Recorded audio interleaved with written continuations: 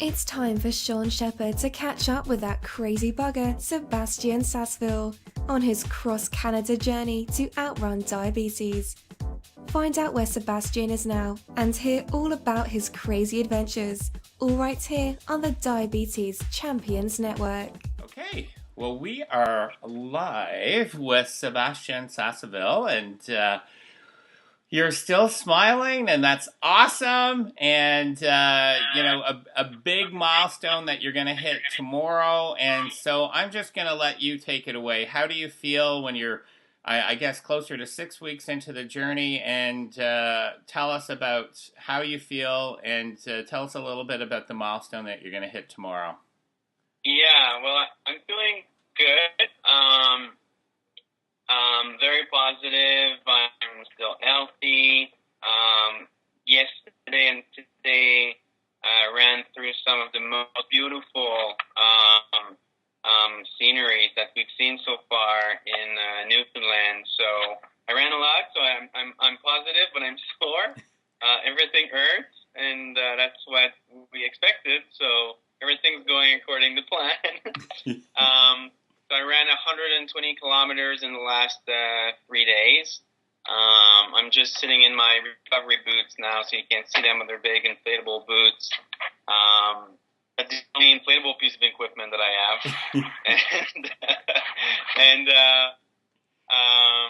So yeah, 120 in 3 days, 40 kilometers, 40 and 40 today. And I'm 27 kilometers away from the end of the road in Newfoundland. So 27 kilometers away from the ferry, and we'll get that done, tomorrow. So it's only one province. There's 10 more, but it was a big one. It was close to 1,000 kilometers. It was a big test, for me to see how things would go. I never promised to anyone that I could actually do this when I started. So I didn't know if I would be injured in 2 weeks. I was surely hoping that it would not be the case, but I didn't know. I wanted to be confident, positive. I trained really hard, but it feels amazing today that I'm just a few kilometers away from the boat. So it's a very meaningful milestone for sure. Well, not only are we cheering, but we've got now questions, not just questions from me, but you've got questions from right across the country. And I think what's really going to be fun is, I know, Seb, in your speaking engagements, how you just love connecting with people. And that's what we're going to be trying to do with these interviews. And hopefully at the end of the journey in Vancouver, you'll look back over these series of interviews at the different times and smile. But I've got a couple of questions from 3 of your fans. So maybe they'll be in the running for that disco ball now. But okay, so here I'm just going to look down and because I want to make sure I get them right, because in their words. So the first question is from Shelley in New Brunswick, and Shelley is a diabetes educator in New Brunswick, and her question is, she's got 2 questions. How are you enjoying the Atlantic Canadian winter and running in it? It's been the question, I've been getting from the start. I've mentioned this before. It's worst winter in 10 or 15 years here, but that's the stuff you can't control, and you can't let it impact you too much. It has made things more challenging. I've been sick a few times. You're like breathing that cold air all the time. Snow has made it hard. We've had delays and all that. But I think at the end of the day, it teaches you, it forces you to accept the things you can't control, and that way, it's been a great reminder to kind of let go and be patient. Well, and her second one was actually more of a comment than a question, but she said, thank you for everything that you do for people living with diabetes. You're a true champion and an inspiration to everybody. So she just wanted to say a big thank you to you. That's awesome. Thank you. Thank you, Shelby. All right. The next one is Catherine from St. Catharines, Ontario. And she saw you speak. I think you know who I'm talking about. Yeah. She saw you speak a little while ago, and you were talking about the Ironman and your basal rates and all your preparation for the Ironman. So she wanted to know how your routine and your basal rates adjustment are different from the Ironman to running across the country. That's a great question. Everybody's different. Everybody's different every day. Every sport is different. So this time around, everything's different again. So I think that's one of the things diabetes teaches us, to be patient, to be humble. It teaches us that we'll probably never reach perfection, but if we work really hard, we can, make pretty much every day work.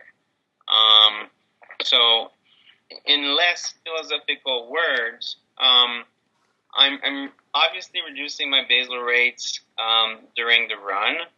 I typically reduce them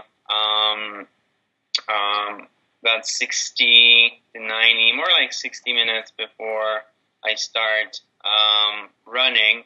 And then how much I'm going to reduce them depends on how much nutrition I plan on taking during the day. I've been surprised by how I was expecting to have to reduce my basal rates more. And what I'm suspecting is that, as I've mentioned at the beginning of the interview, everything hurts.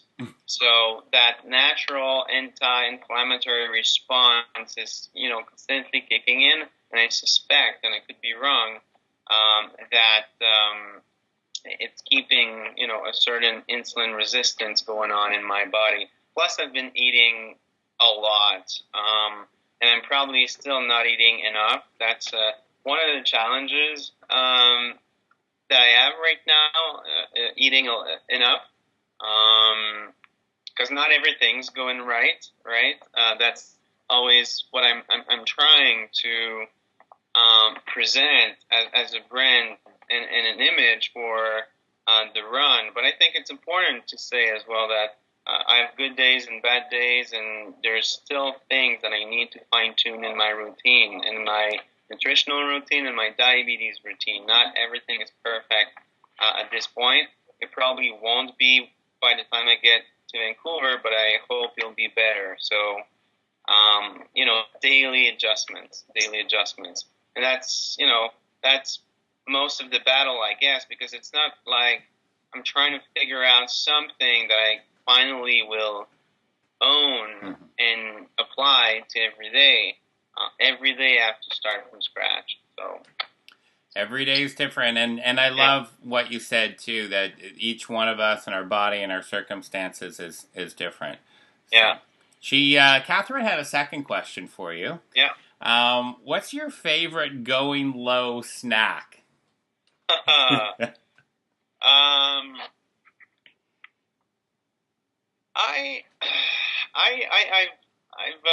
I've had a thing for maple syrup recently. That's a new thing.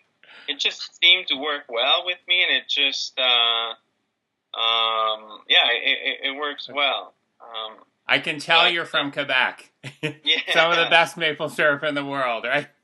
Yeah. Okay, so one more question, and then I'll let you rest. And it's from Mike in British Columbia. And he wanted to know, when you're out on the road, and I mean, you just said at the beginning of this, you literally ran 3 marathons in the last 3 days. What are you thinking about when you're out on the road running? Oh, that's fun. A lot of things. I've started to listen to podcasts because I was listening to music, which I enjoyed tremendously. But then I realized that for 4, 5, or 6 hours of the day, I've got that opportunity that I can listen to listen to audiobooks or to something intelligent. So I can't read, but I can listen to stuff. So I've started to listen to podcasts from The Economist. I listen to the news. I listen to The Q with Jian Gamashi. I listen to one of my favorite podcasts right now is interviews with Nobel Prize winners. Oh. So it's just that,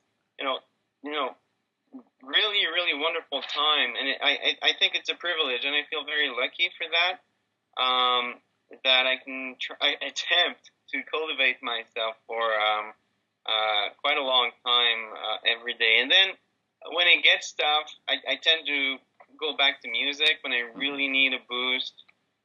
But that's what I've been listening to recently. All right. Well, great. And thanks to everybody who submitted questions, and we'll get more of those to you when you get over to Nova Scotia.